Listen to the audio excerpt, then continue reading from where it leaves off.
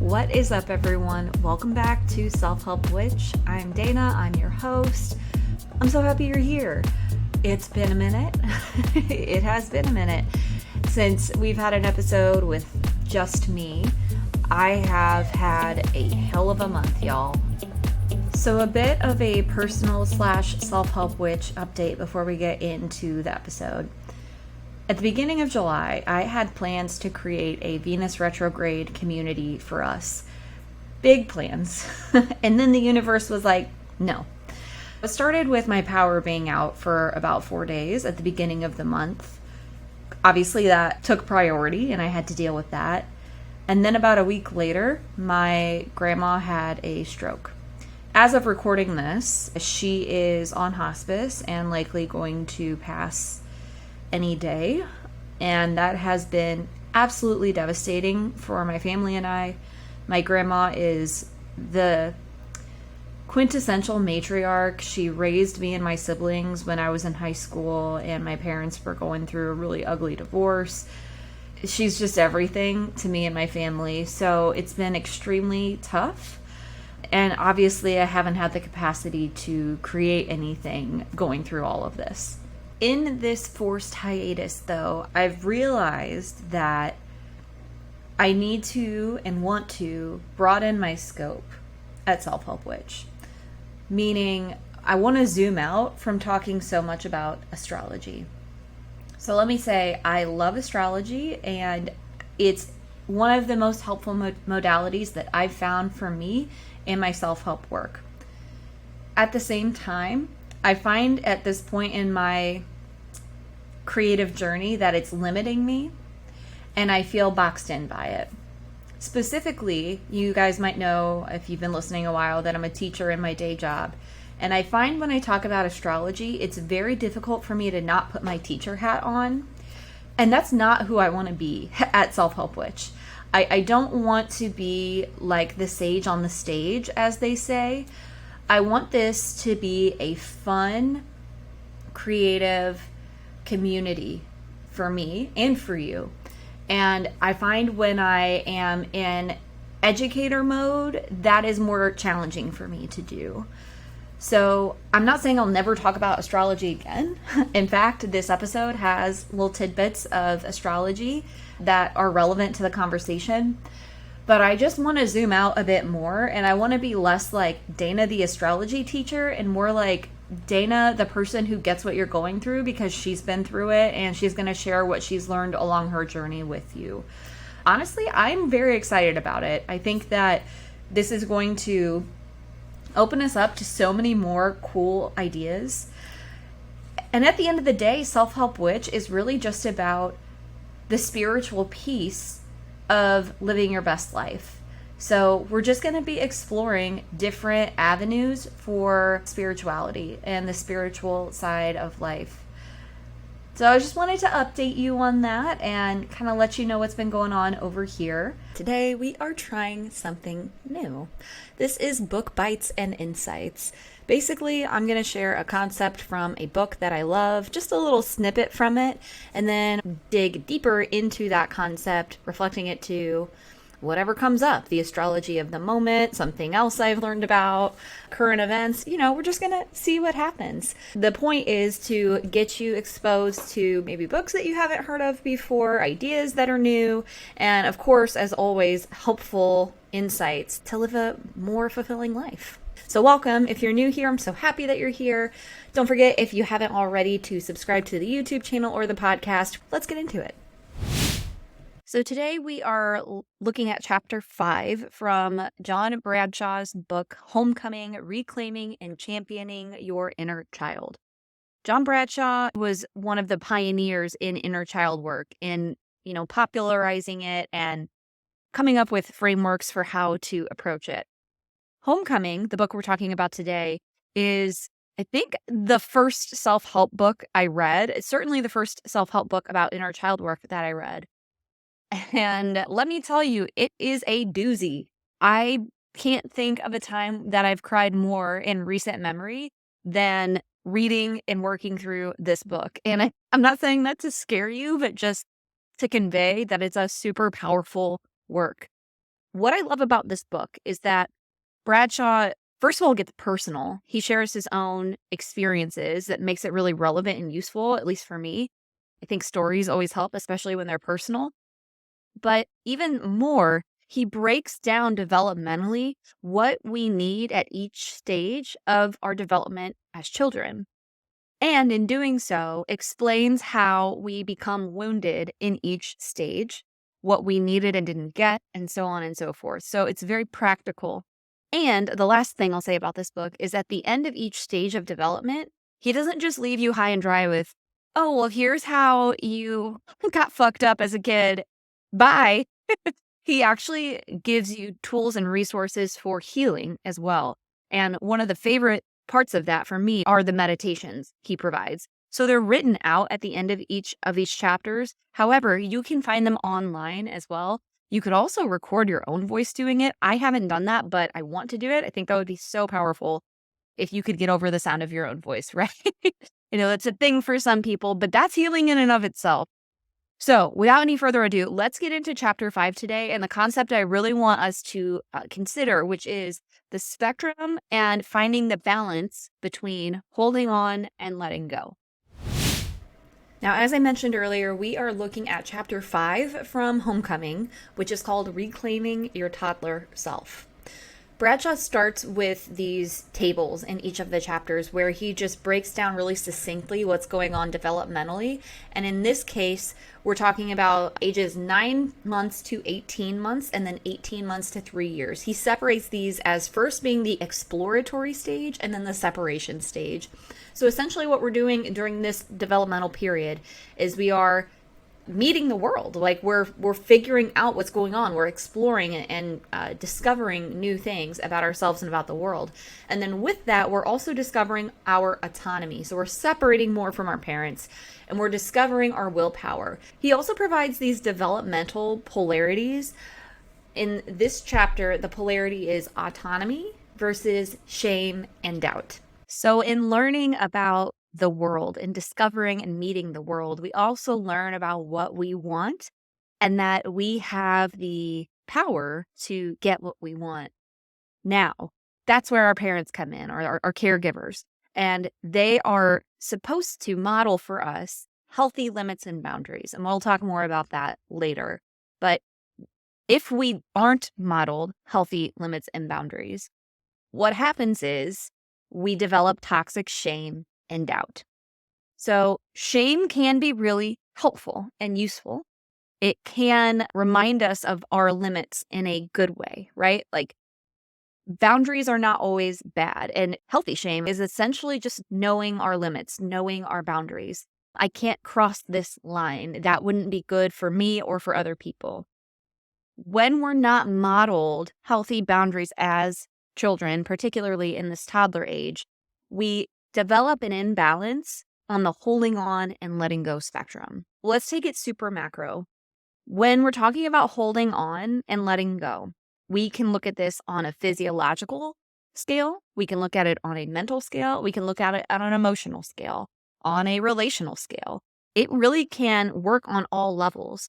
One immediate physiological example is potty training during this stage of life. You learn when it's appropriate to hold on. Like we're in the car and you're not wearing a diaper anymore, you got to hold it. And when it's appropriate to let go, okay, now you're on the potty and you can go. When it comes to our mental and alternatively our emotional state, we can hold on and let go as well. We might let go of anger when someone apologizes to us, or we might hold on to anger when they don't. That would be an appropriate use of holding on and letting go.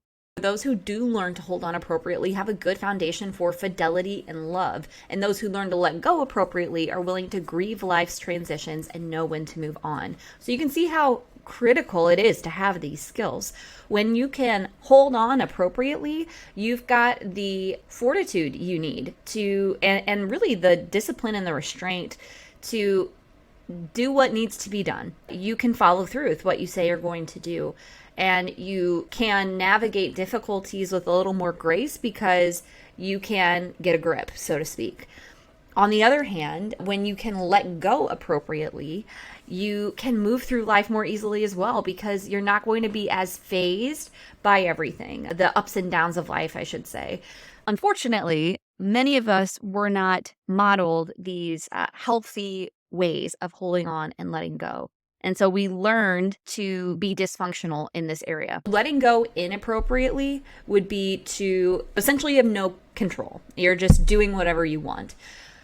Holding on inappropriately, it's the opposite. You're over controlling. You might become obsessive or compulsive.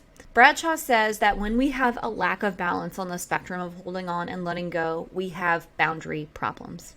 He says, because your inner child never learned to balance holding on and letting go, you are stingy either with money, emotions, praise, or love, or you are wild and crazy and totally out of control.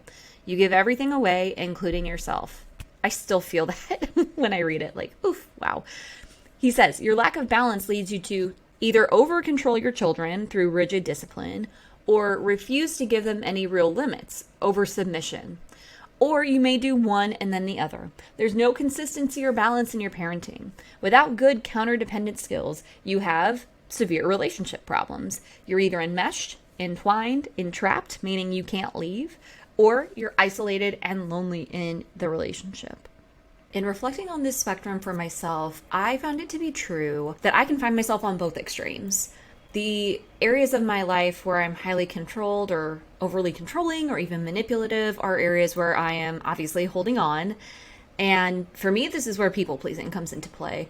You can manipulate other people by doing whatever they want or fawning. That is manipulation. It's a really sneaky way of controlling at the end of the day. If you're resonating with this, by the way, you probably don't consciously think of this behavior as an attempt to control the other person, but it's important to understand that that's really what it is. And I am the first person to do this, so I'm not shaming anyone or trying to sound condescending here. It's just that the longer we pretend that we're doing this because we're great people or we care a lot about the other person, the longer we're going to be trapped in behavior that's ultimately self-destructive. But on the other hand, I also find myself letting go in inappropriate ways because you can't clench all the time. Like, no matter which side of the spectrum you find yourself more on, you're going to compensate either consciously or unconsciously. So you have to think, if you're overly holding on, where's the release valve? Where are you letting go? And when you are letting go in an unconscious way, probably most of the time you're doing so in an unhealthy way. Now, sometimes like letting go could look like exercise. That would be a really healthy way to let something go physiologically. But if you exercise, you can let go emotionally through movement as well. An unhealthy way of letting go would be, numbing behaviors. Like for me, it was alcohol, it was drinking. And when I look back on that part of my life now with the knowledge I have, I can see the reason that I felt like I had to drink the way I was drinking. A lot of it had to do with the need to let go. It felt really good to let go with drinking. One of the ways that I hold on really tightly is with my relationships and in social situations. I have hardcore social anxiety, and I always have. Trying to control the situation through anticipating what other people might say or want or need, that was a form of holding on. So drinking helped me let go. It helped me find a balance, but it ultimately obviously was destructive, right? Because I would let go so much that I would black out. I mean, that's the ultimate letting go, right? The really fucked up thing is I thought that this was helping me. I thought, I'm having fun. I am able to be more myself. I'm more relaxed. I'm ready to party. If you are a Bridesmaids fan, I couldn't resist. I'm sorry. But I thought that this was helping me, and it doesn't. So it's important to understand that, one, I think all of us are going to find ourselves on the extreme end of both sides of the spectrum at some point in our lives. And what we want to do is, first of all, just accept that that's going to happen, because we're never in perfect balance all the time. Life is not static, it's dynamic, and we have to accept that, because trying to keep it in a perfect state of balance is in fact a form of holding on in control. So that's not what we want. Instead, we want to accept the dynamism of this spectrum, and we want to consciously move back to center instead of letting ourselves get so far from center that our psyche interjects and we start to compensate in ways we're not aware of. So as I mentioned at the beginning, Bradshaw gives us tools. He gives us concepts, practices, etc. that help us navigate the concept in the chapter. And so in this chapter, Bradshaw talks about how to heal toxic shame. And the 2 keys to doing this, I honestly was really surprised by. They are discipline and boundaries. Some key concepts around this idea of holding on and letting go that are really important to talk about and understand are shame, discipline, and boundaries. So let's talk about shame. Bradshaw categorizes different kinds of shame. He says there's healthy shame and toxic shame. Healthy shame tells us what our limits are. It's good to know that hitting someone is not a good thing to do, right? And I should feel ashamed if I hit someone because that's crossing a line. So shame is inherently linked to boundaries. When we cross a boundary, we feel ashamed. So when our boundaries are unclear, especially as toddlers, we can develop toxic shame. Toxic shame, Bradshaw says, is basically feeling bad about existing. Bradshaw says a toxically shamed person believes that nothing about himself is okay.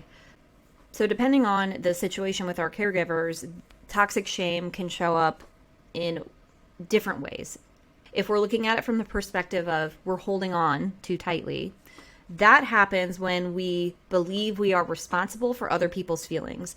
So back to that idea of seeking separation in the stage of development when we're toddlers, we are also learning in that separation that we are separate from other people. And that realization, that learning gets interrupted when we are enmeshed, when we believe we are responsible for other people's feelings. For me, growing up, it was Dad's going to be mad, and so we've got to be really quiet so that Dad doesn't get upset. And what that taught me was I have to keep to myself so that I don't upset other people. And I'm not trying to blame anybody, and I'm not suggesting you do either. This isn't about blaming. It's just about recognizing what went wrong so that we can undo it. So in this case, when you learn that your behavior is responsible for other people's unhappiness, what you internalize is that there's something wrong with you. So you overly control yourself, and in doing that, you probably also become a people pleaser and overly control other people's perceptions of you. So it's a form of manipulation, and it's an extreme form of holding on really tightly and clenching. This is rooted in toxic shame because, again, what's underneath all of this and rooting it is your belief that you are inherently flawed, and that is the reason for other people's bad feelings. Now, the other side of the spectrum, letting go, this happens when there are no boundaries and when the separation from caregivers and children is so great that the child can just run wild. So in this case, the child never learns boundaries. And you probably know, if you've been around any kids ever in your life, kids actually need and like boundaries. Having boundaries, communicating boundaries to children is a way of showing them that you love and care about them. They want that routine. They want those limits. So when there are none, what they learn is, what they internalize is, no one cares. And so I'm going to do whatever the fuck I want, whatever I think will get me attention, so that they will just pay attention to me. This happens a lot in the case where some kind of neglect is happening. The child learns that I have to just let go completely because to hold on here and to be present in this is so excruciating. I'm just going to act out until someone fucking pays attention to me. So let's quote our boy Bradshaw again. He says, healthy willpower is the goal of this stage, toddlerhood. It allows us to develop the power of doing. We cannot do things well without discipline, a balance between holding on and letting go. Someone once said that of all freedom, discipline is the most mysterious. We need discipline to be free. I absolutely love this conceptualization of discipline as a pathway to freedom. For me, and I don't know if you agree, the word discipline has a bit of a negative connotation. It's linked to me with doing things you don't want to do. That's what discipline brings up for me immediately. But I do agree with what Bradshaw says. Discipline is the path to freedom. Discipline is just the act of doing things that you have to do. When we have discipline, we can find the balance of holding on and letting go more easily. But one thing I will add is that we have to first trust ourselves. Back to the example of social anxiety and attempting to control social situations, I could look at that and say, I don't trust myself to be liked, therefore I have to hold on really tightly. Underneath that, what I'm saying is, I don't think I'm likable. Like, I don't trust that they will like me as I am, and so I have to hold on to this situation more tightly. So there's that connection between trust and wherever you're at on the spectrum. What I have to do is heal the toxic shame about my likability, which involves trusting myself to be who I am. That trust is a key part of the healing. Then it's a matter of discipline. That is having the power, the stamina, the courage to do things over and over again that reinforce what you want. So in that example, it's stopping myself from playing out all the potential scenarios a social situation could bring up. And this did happen recently. I had to go to an event that I was really nervous about. The wheels were turning in my head of how am I going to navigate this? What am I going to say? And look, this is a lifetime of unlearning. So of course I did what I always did, and I played out potential scenarios. But then the trust and the discipline came into play.